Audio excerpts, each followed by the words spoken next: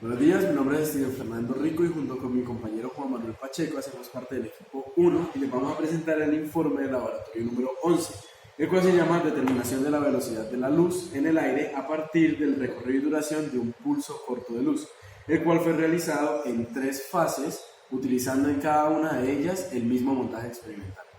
Bueno, en la primera fase comenzamos con la medición de duración en función de la posición del triple espejo,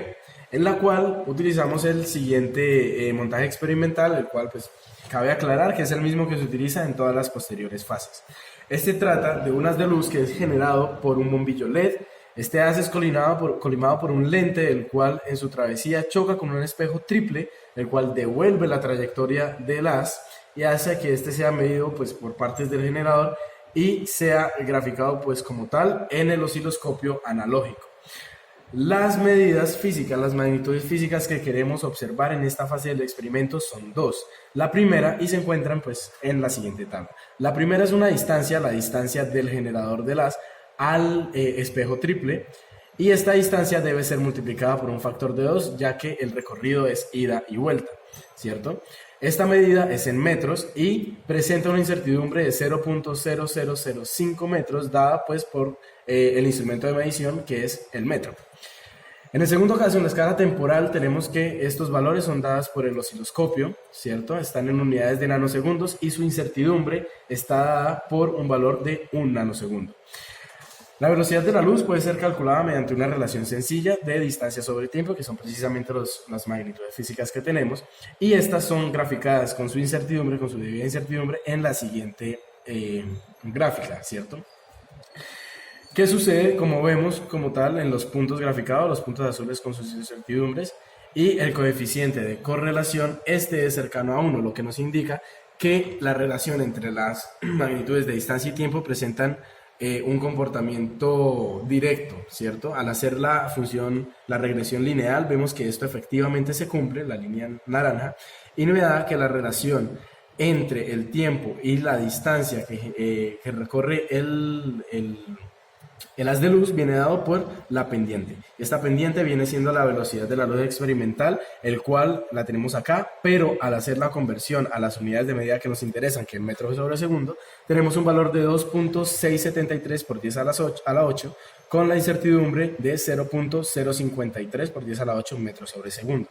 Utilizando una velocidad de la luz teórica sacada de la literatura y la ecuación del error porcentual, podemos ver que el error presente en esta primera fase es de 10.838%, y al hacer como tal la propagación de errores en base a esta incertidumbre, tenemos que el resultado de esta primera fase es un error porcentual de 10.838 más o menos 1.767%. Ahora bien, si vemos y propagamos al máximo de error con la incertidumbre, esta puede llegar a superar el 12%. Es un error alto que se puede deber principalmente a 2 cuestiones. La principal es que pudieron ocurrir fallos al momento de calibrar como tal el montaje experimental, de manera que los haces de luz pues no hubieran quedado ubicados paralelamente, ¿cierto? Como lo hacía el colimador, sino que estos se pudieron haber abierto y generado como tal modificaciones en las mediciones del tiempo y en las mediciones pues de las distancias. Ahora, también hay que tener en cuenta que al momento de mirar el osciloscopio analógico, este es más que todo una medición arbitraria a ojo, ya que no hay un punto de referencia medido específicamente, lo cual, como podemos observar, también hace partidario de un acumulamiento de errores a lo largo de toda esta primera fase. Bueno, entonces ahora estamos en la segunda fase de nuestra práctica experimental, que se llama medición de la duración con un espejo de referencia. Entonces tenemos el mismo montaje utilizado en la fase 1, pero en este caso nosotros añadimos un segundo espejo triple que nos va a servir para generar nuestra señal de referencia y poder esta vez medir los tiempos relativos entre la señal 1 y la señal de referencia. Entonces esta señal nosotros la vamos a ir obteniendo de la reflexión de la luz sobre el triple espejo que nosotros ya conocemos de la fase 1, y los tiempos van a ser medidos de manera relativa con la señal de referencia. Entonces la distancia entre ese espejo triple y la fuente de luz la tenemos aquí. La distancia recorrida realmente por la luz va a ser el doble de esa distancia, como ya lo vimos en la fase 1, y por último tenemos el tiempo, que ahora lo hemos medido de manera relativa, con lo que tenemos un criterio más estándar de nuestro tiempo. Ahora, si utilizamos el mismo procedimiento que en la fase anterior, nosotros vamos a graficar nuestros datos y vamos a hacer un ajuste lineal sobre ellos. Y lo que vemos es un coeficiente de correlación muy cercano a 1, lo que significa que hay una relación directa entre nuestra variable temporal y nuestra variable de distancia. Y esa relación directa pega perfecto con el ajuste lineal porque nos damos cuenta gráficamente que casi todos los datos están sobre el fit que hemos realizado. Nosotros extraemos de este ajuste lineal la pendiente y esa pendiente nos va a determinar el valor experimental de nuestra velocidad de la luz, que en metros sobre segundo va a ser 2,694 por 10 a la 8, más o menos 0,05 metros sobre segundo. Entonces, usando el mismo valor de referencia para la velocidad de la luz teórico que en la fase 1, obtenemos un porcentaje de error de 10,139 y haciendo uso de la propagación de errores tenemos una desviación de ese porcentaje de error de más o menos 1,668. Entonces, finalmente tenemos un porcentaje de error total para nuestra medición en esta segunda fase de 10,139, más o menos 1,668%,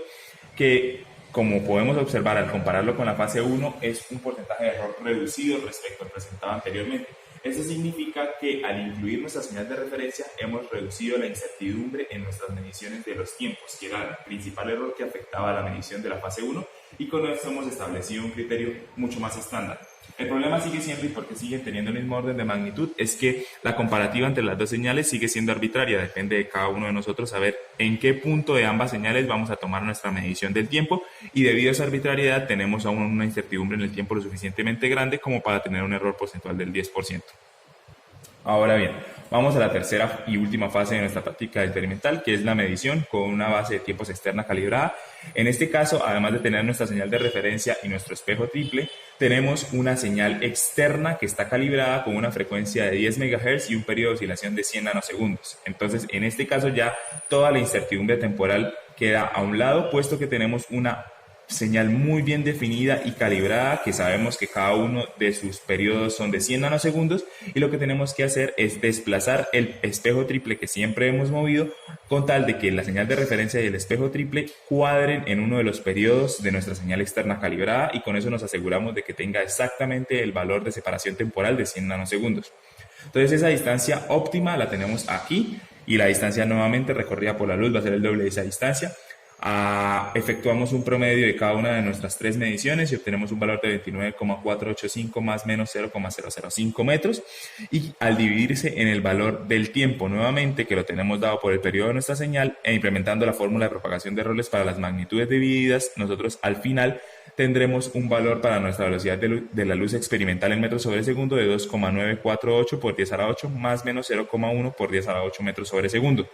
obteniendo finalmente un error porcentual del 1,665 y obteniendo una incertidumbre en ese error de 1,001%. Entonces, finalmente, si vemos el error total de esta tercera fase es muchísimo menor que al compararlo con las dos fases anteriores. Y esto se puede explicar debido a lo que hemos mencionado al inicio.